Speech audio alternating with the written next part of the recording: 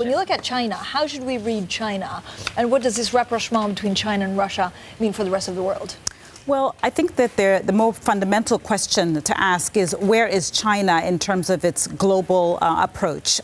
Right now, we're talking a lot about the 10-year anniversary. I see very little of a discussion on what China is doing, particularly since they were really a big piece of the stimulus, global stimulus in the aftermath of 2008. I mean, they obviously intervened in 2008, 2012, 2015 in terms of a credit impulse. Right. But we look at emerging markets, we look at their role, the role of the Chinese in terms of foreign direct investment, in terms of trade. They are the leading nation for many countries, not just developed nations such as Australia and places in North America such as Canada, but also across emerging markets from Africa to South America and across Asia. And we also know that they have a very strategic plan. So I look at this, and frankly, I think in terms of your question about whether President Trump is looking at this, I mean, I think that the Chinese have an agenda. I think they've executed impeccably well. The question is, where are they now? There's some people are taking the view that the economy is much weaker. Obviously, we've got lots of stories about the credit situation there ongoing, but I do think it's quite constructive longer term. And we'll get back to the economy in a second. But if you look at this forum, Erik, does it mean that they're trying to take the center stage, the Chinese, like President Trump should have? So are they becoming the new globalists? Yeah, that's what they're trying to do. I mean, that's part of the. I share Dambisa's view that it's this part of a game plan, a long-term game plan by the Chinese to sort of shift the center of the universe from the States to Beijing, right? And this is a very neat that all the locals, including Putin, will be prepared to play around that. Dambisa, wonderful to speak to you again and again in this remembrance of 10 years on. Jim O'Neill, ex-Goldman Sachs, talks about the growth of China as being important. In your new book, Edge of Chaos, you talk about 21st century growth. These guys are meeting in Vladivostok. What is their model for 21st century growth?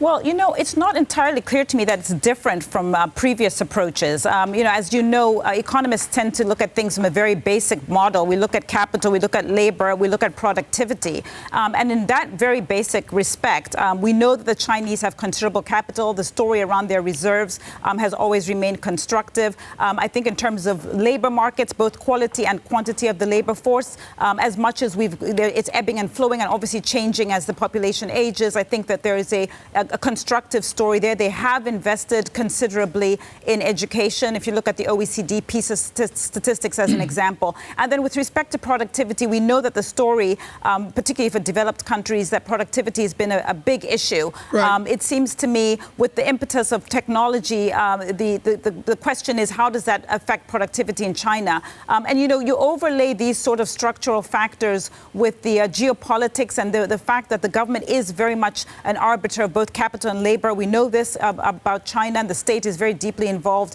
It seems to me that a lot of the sort of backbone of economic success is something at the top of their agenda, and I think it will continue to be. As we look at this dynamic, Dambisa, of Mr. Trump pulling away and maybe China extending out, I go back to your original effort, Dead Aid, which I really link with William Easterly's work at New York University, looking at money pouring into any part of the EM, Africa developing economies rather. Can China fill that vacuum? If there is a vacuum out there from President Trump, can they fill the vacuum with flows of Jeff Sachs money, or does China have to take an Easterly Moyo path?